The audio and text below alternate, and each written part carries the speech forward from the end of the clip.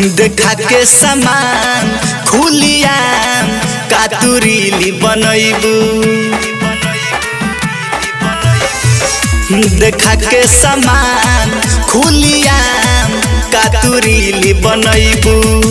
Views बढ़ावे खातिर का तू चीज देखैबू। देखा के सामान खुलिया कातुरीली बनैबू। देखा के सामान खुलिया कातुरीली बनैबू।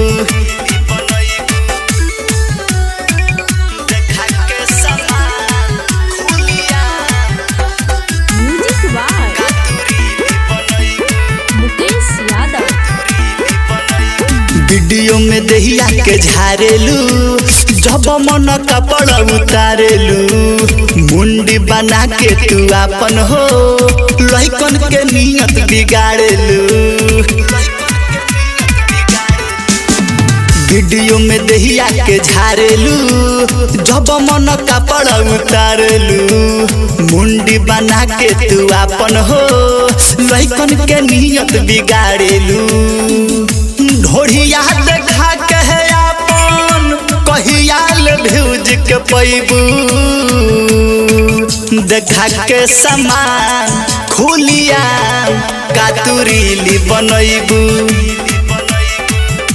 देखा के सामान खुलिया कातुरीली बनैबू।